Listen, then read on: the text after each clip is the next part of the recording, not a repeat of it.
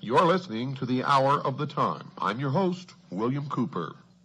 The fable of Isis and Osiris, as it has descended to us in the account given by Plutarch, has not been greatly amplified by any modern research. The Egyptian fragments, which have been translated in recent years, offer no complete account of the birth, life, death, and resurrection of Osiris, nor has any new key been found to unlock this great drama, which may well be termed the Passion Play of Egypt. It is not our intention to perpetuate Plutarch's account merely for its outward appearance, but rather from the same motive that inspired Synesius, Platonic philosopher and Christian bishop, to compile his account of the same fabulous history.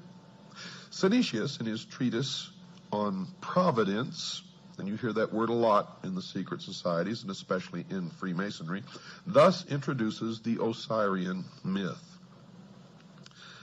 Quote, "This fable is Egyptian. The Egyptians transcend in wisdom. Perhaps, therefore, this also being a fable obscurely signifies something more than a fable, because it is Egyptian. If, however, it is not a fable, but a sacred discourse, it will deserve in a still greater degree to be told and committed to writing." Unquote. In presenting a summary of Plutarch's account, I am omitting nothing which could in any way be regarded as relevant. I am taking the liberty, however, of somewhat expanding the fable by incorporating therein some small fragments derived from other Greek writers, and occasionally a few words bearing upon the account from fragments of Egyptian religious literature. The story, then, is in substance as follows. The goddess Nut, whom Plutarch identifies with Rhea, was the daughter of Shu and Tefnut. She is the wife of Seb, also known as Saturn, and the mother of Ra, or Helios, also known as the sun. Now, if we're to trust Plutarch, she afterwards becomes the wife of Ra, or the sun. Nut is unfaithful to Ra, who, discovering that she is with child by Seb, pronounces a curse upon her that she should not be delivered of her progeny in any month or year. Thoth, which is Hermes or Mercury, who is also in love with Nut, comes to her assistance with a stratagem. He plays at tables with the moon goddess, Selene, and wins from her the 70th part of each of her illuminations. And joining these parts together, he forms of them 5 days, which he adds to the calendar. Previous to that time, the Egyptian year consisted of 360 days, the exact number of degrees in a circle. Now, these 5 days being not part of any month or year, Ra was outwitted. You see, because upon these days, Nut brought forth her 5 children at different times in different places. Upon the first of these days, she brought forth Osiris, and the place of his birth, according to Diodorus, was Mount Nisa in Arabia, the Happy. Mount Nisa is now Mount Sinai, folks. At the moment of the birth of Osiris, a voice sounded throughout the world saying, quote, "The Lord of all the earth is born," unquote.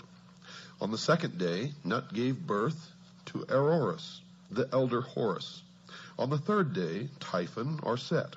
On the fourth day, Isis, and on the fifth and last day, Nephthys.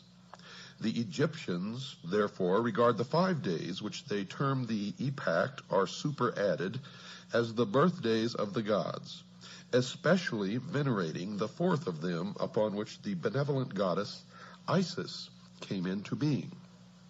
Plutarch further on announces that the 5 children of Nut were not all of the same father, thus contradicting his earlier statement.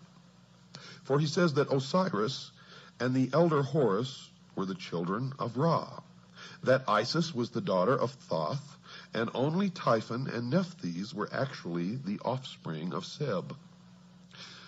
There is another, and even more recondite legend regarding the elder Horus, which denies him the fathership of Ra, declaring him to be the offspring of Osiris and Isis, while they were still in the womb of Nut.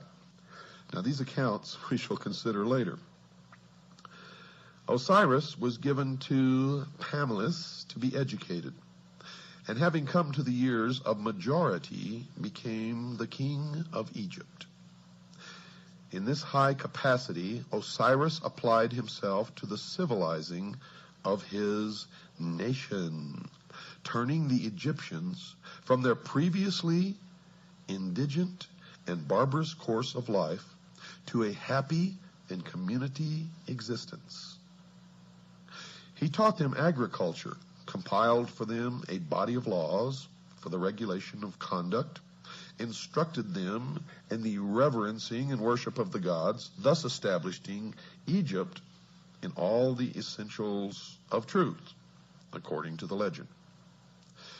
Now, having brought his own nation to prosperity and enlightenment, Osiris traveled over the rest of the world, converting peoples to his disciplines, not by force, but the persuasion of reason. Osiris was accompanied on this journey by a procession of nymphs and other superphysical beings who filled the air with music and song. In the meantime, Typhon, brother or half-brother of Osiris, had ambition to usurp the throne, but the vigilant Isis, sister wife of Osiris, was too watchful. Typhon, however, having persuaded 72 other persons to join him in his conspiracy, with the aid of a certain queen in Ethiopia named Aso, perfected a plot against Osiris. He fashioned a chest exactly to the measurement of the body of Osiris, which chest he caused to be brought into the banquet hall, where the princes of Egypt were feasting their king's return. Typhon, simulating jest, promised this elaborately ornamented box to the one whose body, upon trial, most nearly fitted it. Now each of the princes in turn lay down in the box, but each was too short or too tall, until last of all Osiris himself lay down in it. Immediately the 72 conspirators rushed to the box, clamped the cover upon it, fastened it with nails, and poured melted lead over all the cracks and crevices. After this, they carried the chest to the bank of the Nile and cast it into the river where it joins the sea.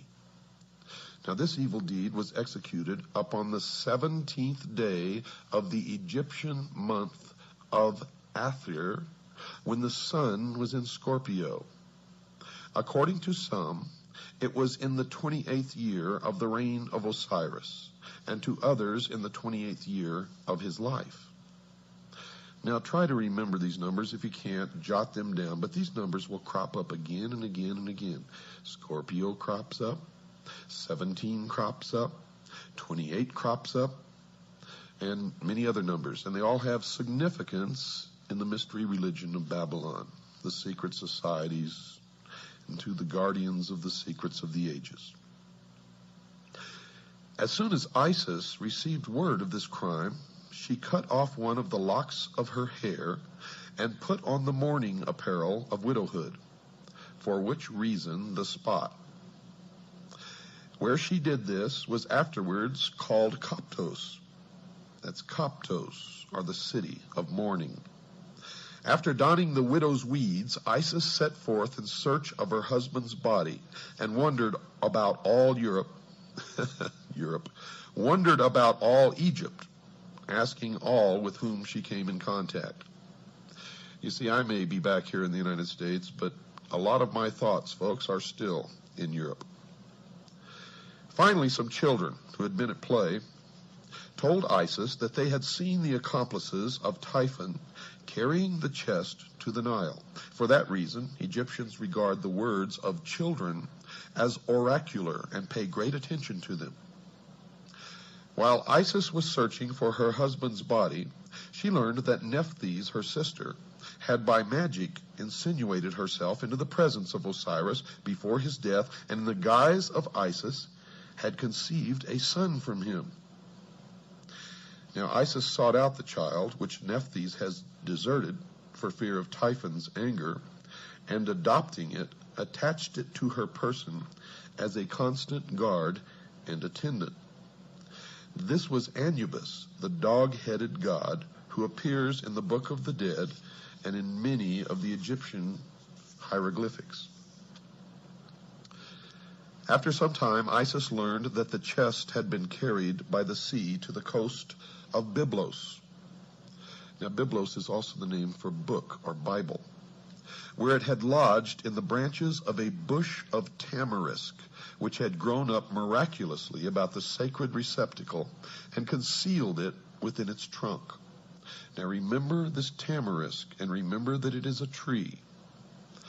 The king of Byblos, amazed at the miracle, caused the tree to be cut down, and from the trunk containing the box, he made a pillar to support the roof of his palace. Now by magic, Isis discovered this, and traveling immediately to Byblos, attached herself to the suite of the queen as a nurse to her children. At night, when all the palace was asleep, Isis transformed herself into a swallow and fluttered around the column, bemoaning her fate in strange, sad notes. In due time, Isis revealed her divine nature and asked that the pillar be cut down. Taking therefrom the chest, she departed with it into a desert place where she performed certain magical rites by which the body of Osiris was temporarily animated. And by this animation she received from Osiris a son who is called the younger Horus, the child who was conceived of the dead. Now there is some confusion in the account at this point. Plutarch says that Isis left the body of Osiris temporarily to visit her son Horus, just mentioned, but the context of the fable would rather call for her departure to a secluded place where the child could be born without the knowledge of Typhon, who certainly would have destroyed him. Isis hid the chest in a remote and unfrequented place, but Typhon, hunting one night by the light of the moon, chanced upon it. Knowing its contents, and realizing Isis to be proficient in magic, he resolved to thwart her purposes, and tearing the body into 14 parts, he scattered them over Egypt. Now remember, 14 parts. Folks, don't forget that. From the inscriptions on the Metternich stele, it seems that Set must have imprisoned Isis and her son Horus. The goddess is made to say, quote, "I am Isis, and I came forth from the house wherein my brother Set had placed me," unquote. Thoth, the prince of law, again came to her assistance and aided Isis to escape from the house. Was it really a prison? Or was it really the house of Set? Thoth, also at this time, prophesied that Horus would sit upon the throne of his father and rule the double empire of Egypt. Upon the advice of Thoth, Isis hides the child in a papyrus swamp, thus saving him from the wrath of Set. Isis returning, having left her son at Butos and fashioning a magical boat out of papyrus, traversed the whole of the empire. As she met with the scattered parts of her husband, she buried each one separately. First, however, encasing it in a magical mummy composed of wax, incense, and grain seed. She finally recovered all of the parts of Osiris except the phallus, or the penis, which had been thrown into the river and devoured by 3 fishes. This organ Isis reproduced in gold. Remember this also. Remember the 3 fishes, for they represent ignorance, superstition, and fear. They also represent the church, the state, and the mob. And remember that Isis reproduced this member, this organ, in gold, and having performed all of the ceremonies necessary to ensure the life of Osiris in the underworld, she returned to her son Horus, and by the theurgic arts, of which she was mistress, saved him from death, from the stings of scorpions. Horus, having grown to man's estate, and having received from his mother the tradition of his father's murder, longed to avenge the evil deed. Osiris appeared to his son in a vision, instructing him in the means by which he could overcome the hosts of Typhon. Now we are led to infer that Horus gathered about him an army which, meeting the hosts of Typhon, battled with them for many days, achieving victory. Typhon, according to the legend, was taken prisoner and turned over to the custody of Isis. Now Isis, being his sister, could not bring herself to put him to death, but set him at liberty, which so incensed Horus that he laid hands upon his mother and removed from her head the insignia of royalty. Thereupon Thoth gave her a new helmet, made in the shape of an ox's head. Typhon next accused Horus of illegitimacy, but Thoth proves his royal descent. Typhon again goes into battle against Horus. In fact, 2 battles are mentioned, in both of which Typhon is worsted. And Horus regains the kingdom of his father and is regarded, to at least a certain degree, as the actual reincarnation of Osiris. So here you've had a death and a resurrection. After its resurrection in the underworld, the shade of Osiris visits Isis, and in consequence thereof, she gives birth to another son, as it were, by a Holy Ghost, for she knew no living man. This child is called Harpocrates, and Plutarch says of him that he, quote, came into the world before his time and lame in his lower limbs, unquote. Harpocrates is usually depicted as a nude figure, his head adorned with a single curling lock of hair on the right side, this being, with the Egyptians, a symbol of youth or adolescence. He is sometimes depicted with an elaborate plumed headdress or wearing the double crown of the northern and southern empires. His finger is placed to his lips, which Plutarch interprets as a gesture symbolic of his childish and helpless state. The Greeks and Romans, however, considered this gesture to be a symbol for silence or secrecy, and from this has arisen the custom of placing the finger to the lips as a motion for quietness and secrecy, and we do it today. Statues of the god Harpocrates were placed at the entrances to temples and sacred retreats where the dramas of the mysteries were performed, as a sign that silence and secrecy should be observed in the holy places, and that all initiates were bound by vows of discretion.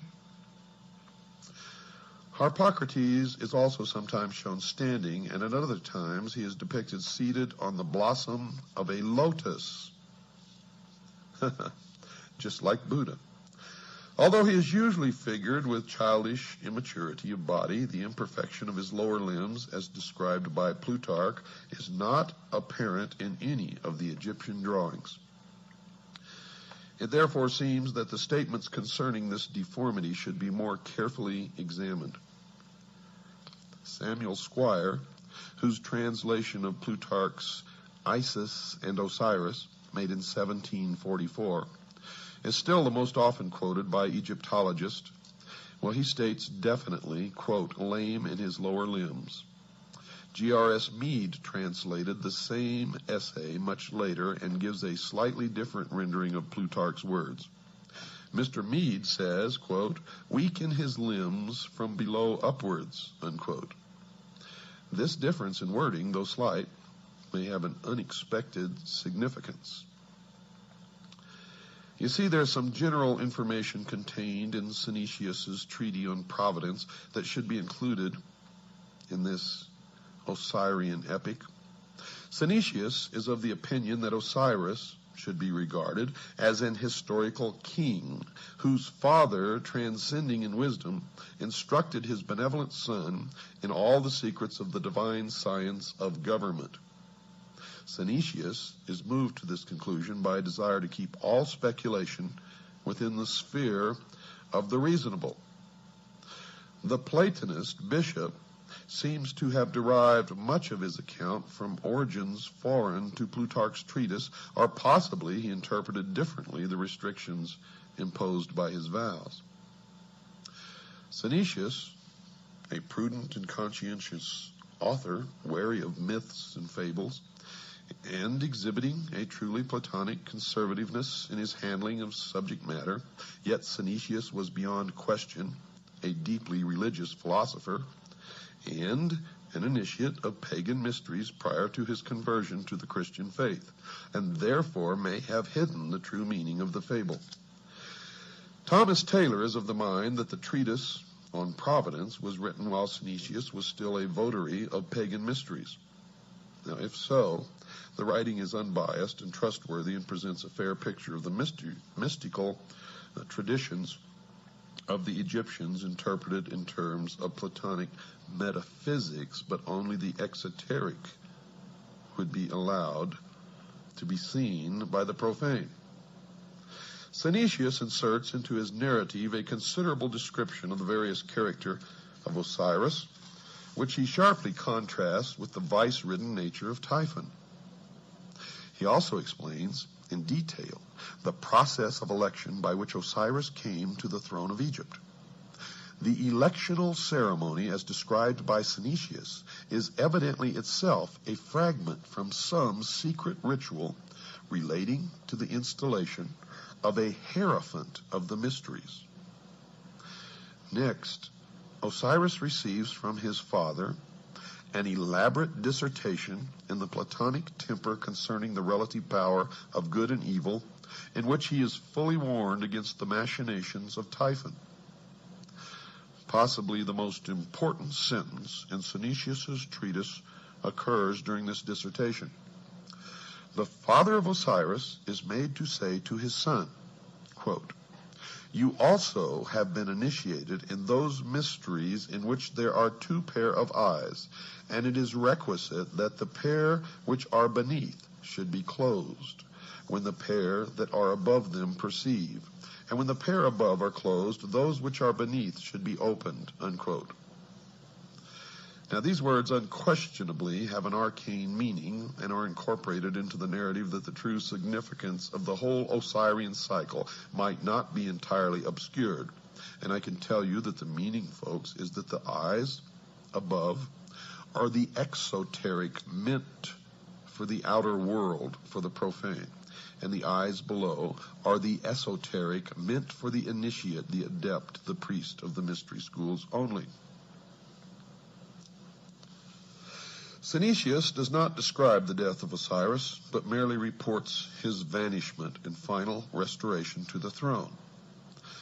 In the latter part of the story, there was also introduced a certain philosopher who was a stranger in Egypt. This philosopher predicts the fall of Typhon and is an eyewitness to the recrowning of Osiris. Synesius says of this philosopher, quote, "He likewise then learned some particulars about Osiris which would shortly happen, and others which would take place at some greater distance of time. Vis-a-vis when the boy Horus would choose as his associate in battle a wolf instead of a lion. But who the wolf is a sacred narration, which it is not holy to divulge even in the form of a fable," unquote. Well, the lion, we know, has always been of the tribe of Judah. Such is the amazing tradition of the good king Osiris, the first victim, the first mummy, and the first resurrection. He dies and is born again in three forms. First, as god of the underworld, where he rules the justified dead. Second, as the younger Horus, in whose form he battles for his own honor. and third as Harpocrates, the silent child.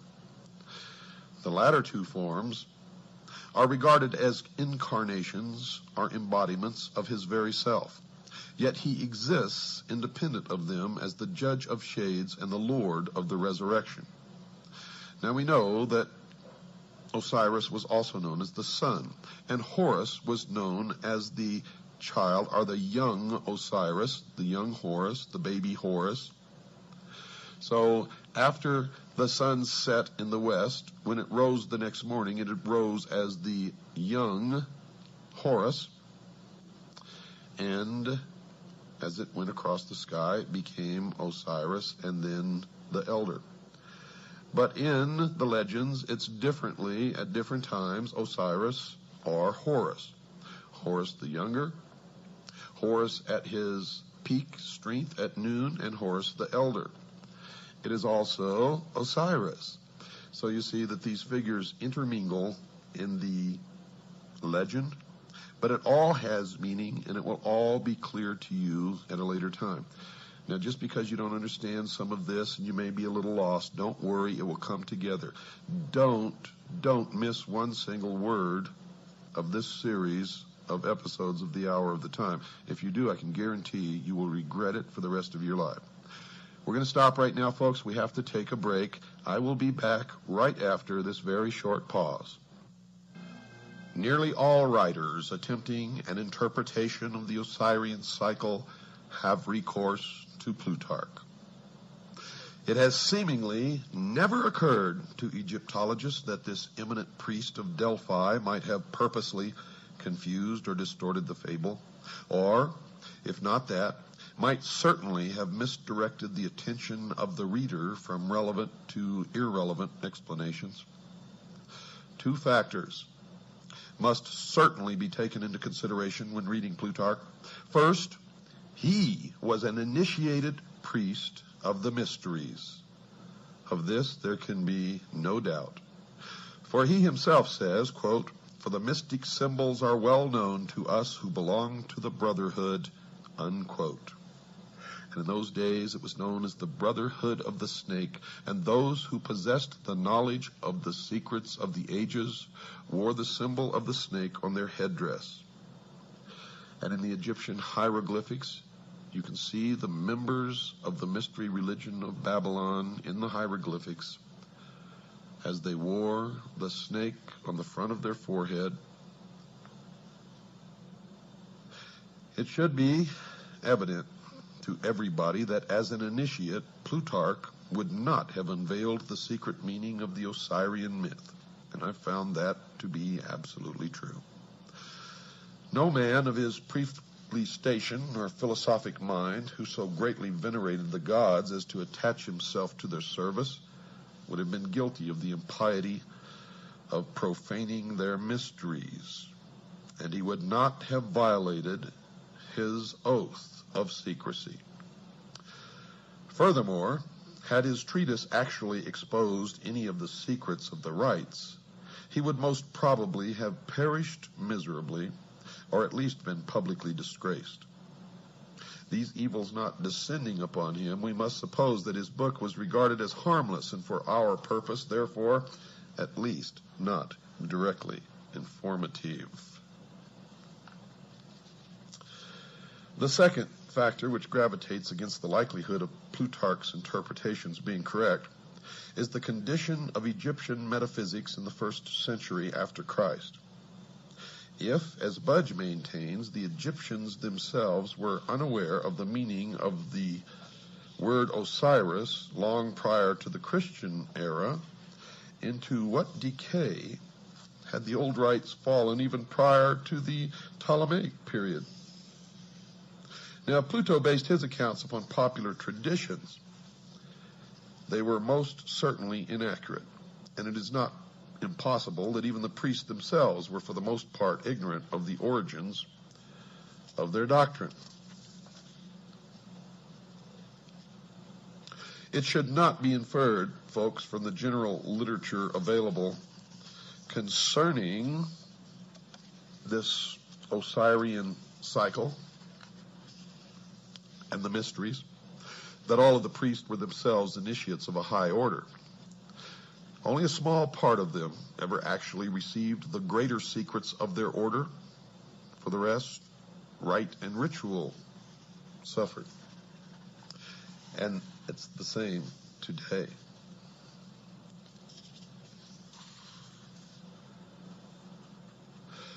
Democritus spent a great part of his life in Egypt, and from the priests of that nation, he secured the foundation for his celebrated doctrine of atoms.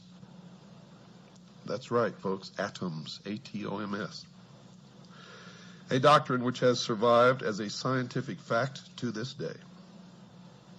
From all these different philosophers who visited Egypt, we shall secure a better estimation of the profundity of Egyptian learning than from even the Egyptian writings themselves.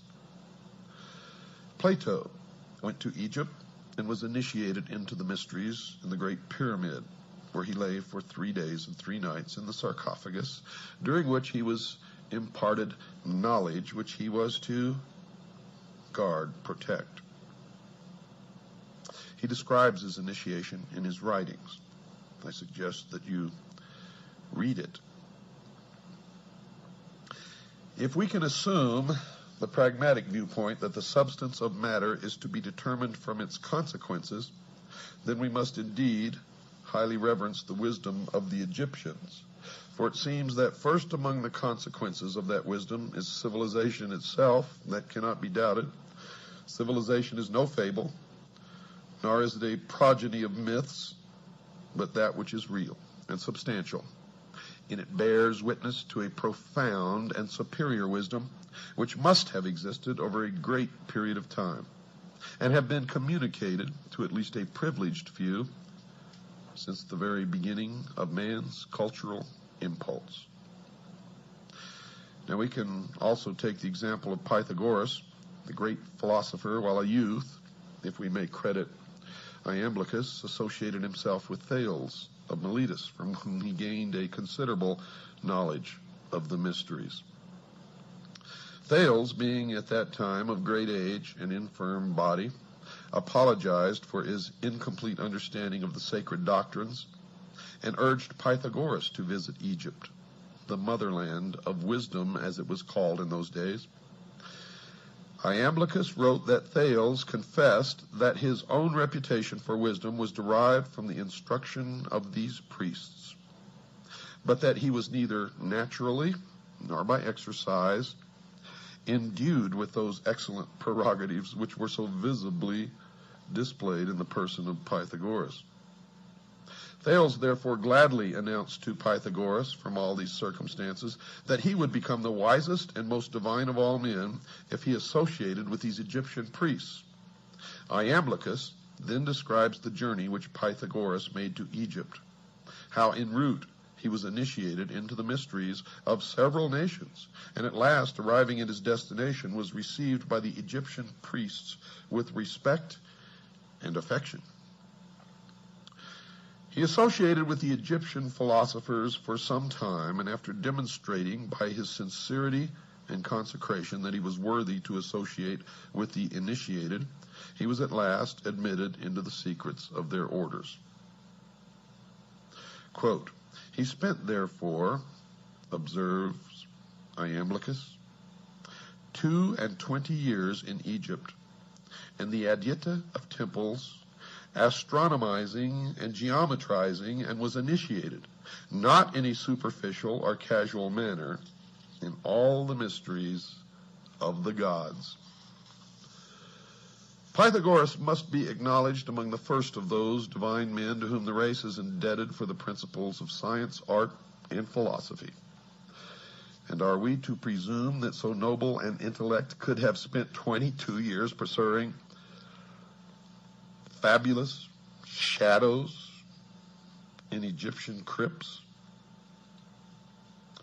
If, as some have asserted, Osiris signified merely the Nile, and Isis the black earth rendered fertile by its inundation, could such a fable have so greatly stimulated the admiration of Pythagoras that he would have spent a score of years in the assimilation of the idea?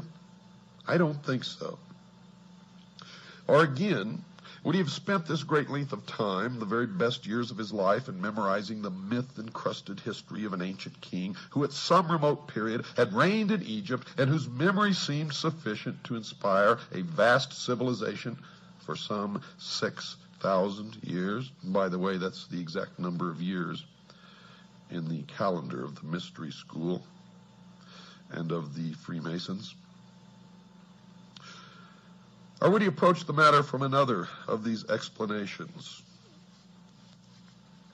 Would Pythagoras have pounded himself for a score of years against the walls of Memphis and find himself fully rewarded by being informed with bated breath by some archimagus that Isis is the dog star? I think not.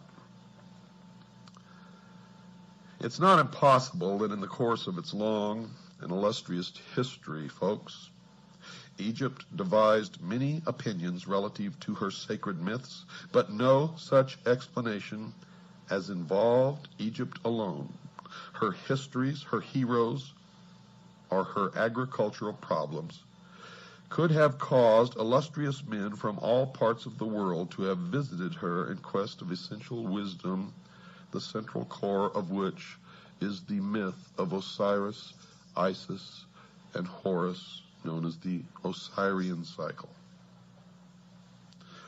The Nile meant nothing to the Greeks, who cared little whether it rose or fell. The sneezing you hear in the background is my dog, Sugar Bear, who always accompanies me into the studio to do these programs. Not Egypt, but the Umbos of Delphi was the center of their universe in Greece, and local fables derived from Egypt's 42 gnomes could never have won for the double empire its illustrious reputation as patron of all learning, human and divine. So we must look deeper. And look deeper we did, folks, and what we found is amazing. For we found that Osiris and Isis and Horus were not ever have meant to be, nor were they ever real people or real gods or spacemen who came from some other world. Not at all. As we have found in our research, and as I have found in my over 20-some-odd years of research into the mystery schools, they are like all the other symbols of the mystery religion. For the public, for the profane, they are the exoteric, and you may make of them what you wish. The adepts, the initiates, the priests, they don't care what interpretation you give the exoteric meaning. And the esoteric is so entirely different from what you may suspect that the answer will surprise you. You see, we cannot be deceived by the obvious, and you can never be deceived by the obvious, or even consider the obvious when looking at any of the mystery religions or the secret doctrine. And we cannot allow ourselves to be misdirected by the evident subterfuges, the deceptions of these ancient priests, who so carefully concealed their arcana from the uninitiated world that we, at this late time, may even doubt its existence. Yet now, today, it is thriving to the point that it controls all levels of our society, military, and government. The ignorant, the sheeple, even among the Egyptians, might derive their inspiration from the processionals and rituals of the state religion, but that's just for the sheeple. For those great philosophers who came from afar were in search of the highest form of human knowledge, the ancient arts, the secrets of the ages, and could not be satisfied by such outer show. Had these fables been but hollow and unsubstantial forms, Egypt would have been the ridicule of the wise, who would speedily have exposed her sham and reduced her vain pretense to a humble state. But this did not occur. You see, the initiates of her mysteries, returning to their own countries, not only felt themselves more than repaid for their hazardous journeys and long vigils, but furthermore, They became founders of distinguished systems of thinking, disseminators of useful knowledge, and in all cases bore witness to a broad and deep learning, and they always took with them a plan for the unfoldment of a world utopian government, which plan still exists today and is still being carried out in secret as the completion of the great work. Diodorus describes two famous columns erected near Nysa in Arabia, one to Isis and the other to Osiris. Now remember, Osiris and Isis never lived, they were not real people, and they were never gods. They are symbols for something much deeper. So when you listen to the interpretation of the inscriptions on the columns, remember that. The column to Isis bears this inscription, quote, "I am Isis, queen of this country. I was instructed by Mercury. No one can destroy the laws which I have established. I am the eldest daughter of Saturn, the most ancient of gods. I am the wife and sister of Osiris the king. I first made known to mortals the use of wheat. I am the mother of Horus the king. In my honor was the city of Bubastis built. Rejoice, O Egypt, rejoice, land that gave me birth," unquote. The column to Osiris bore these words, quote, "I am Osiris the king, who led my armies into all parts of the world, to the most thickly inhabited countries of India, the north, the Danube, and the ocean. I am the eldest son of Saturn. I was born of a brilliant and magnificent egg, and my substance is of the same nature as that which composes light. There is no place in the universe where I have not appeared, to bestow my benefits and make known my discoveries," unquote. And the rest of the inscription, of course, was destroyed. Now, while the inscription on the pillar, or the obelisk in honor of Isis, may be veiled, the inscription on the obelisk dedicated to Osiris is certainly not. He was born of a brilliant and magnificent egg, and his substance is of the same nature of that which composes light. There is no place in the universe where I have not appeared. Osiris, of course, was the sun. In examining Plutarch's treatise, the introductory remarks appear of special significance. Yet, folks, these remarks are wholly ignored by Egyptologists who are content to confine themselves entirely to the fable which constitutes the larger part of the writing. If Plutarch, by any word or symbol, reveals even a small part of the sacred mystery, it is to be found in the following words, quote, "For Isis, according to the Greek interpretation of the word, signifies knowledge, as does the name of her professed adversary, Typhon, signify insolence and pride. A name, therefore, extremely well adapted to one who, full of ignorance and error, tears in pieces and conceals that holy doctrine which the goddess collects, compiles, and delivers to those who aspire after the most perfect participation of the divine nature." Now, if you have a keen intellect, you can all decipher everything else that I'm going to tell you on this program and probably the next one in that short paragraph. And I'll let you ponder that as I continue. Osiris, the black god of the Nile, must be regarded as the personification of an order of learning, for Plutarch identifies him beyond question with the holy doctrine or the mystery tradition. Now remember, I told you Osiris is the symbol of the sun, but the sun was the symbol of the power of the all-encompassing God of the universe. And later you're going to learn that the light or the sun represents something even deeper. It represents, dear listeners, primordial knowing. the gift of intellect. And where people can read these myths and think that these people really worship the sun or some god somewhere, they are mistaken. For the true object of their worship is the intellect. And through the use of that intellect, they believe that man will become God.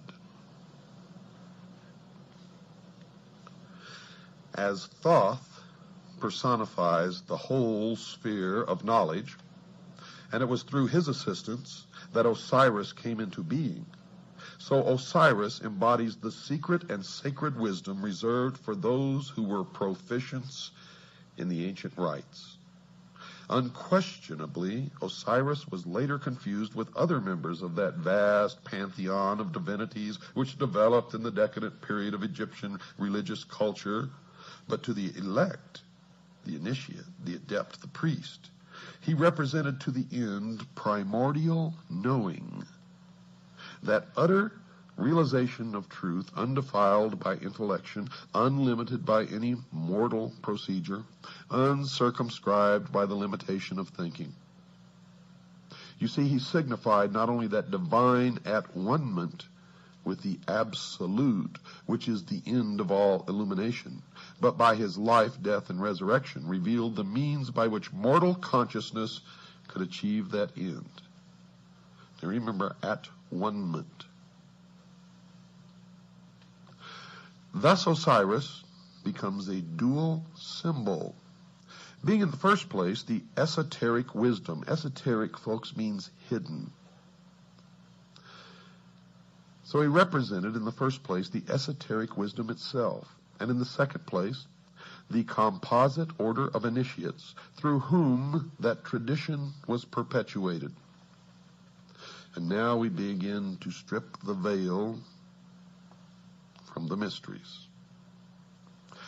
The personality of Osiris thus typifies the institution erected by the ancients to perpetuate the deathless truths of the soul. The living head was crowned with the plumes of wisdom and power. The hands bore the scepters of the three worlds, but the body was bound with the mummy wrappings of the dead. Here we find spirit, the living head, bound incongruously to matter, the mummified body. The soul was imprisoned in the narrow bonds of flesh. And one thing, through my research, is certain. Osiris represented the secret doctrine prior to that time when the omnific word, or the lost word, of Freemasonry was lost. Osiris is the first of the 5 children of Nut.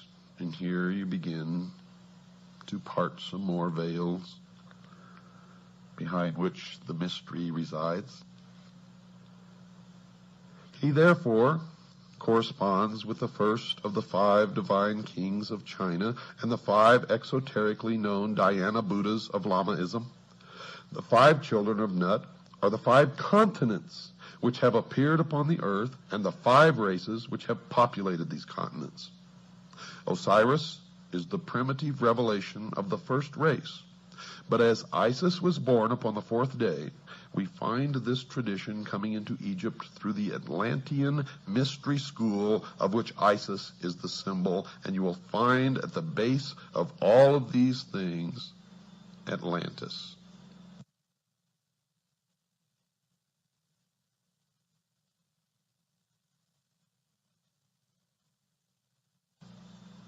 In this country, the Freemasons established the city of Atlanta as the new Atlantis.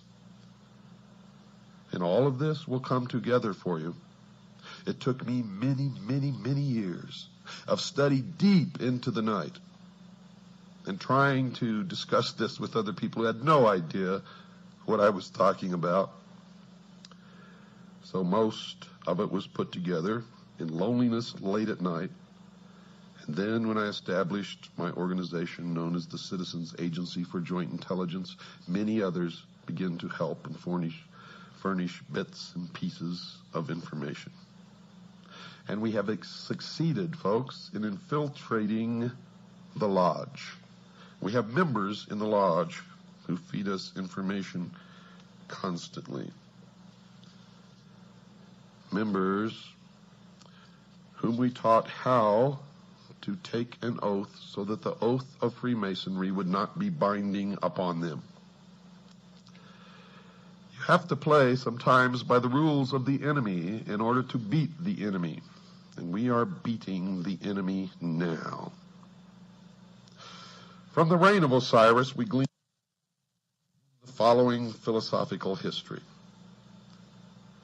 They believed that there was a time, the Golden Age, when truth and wisdom ruled the earth, and this aristocracy of wisdom was a benevolent despotism, and that's what they want to reestablish. Benevolent to who? That's the question. In which men were led to a nobler state of being by the firm, kindly hand of the enlightened sage.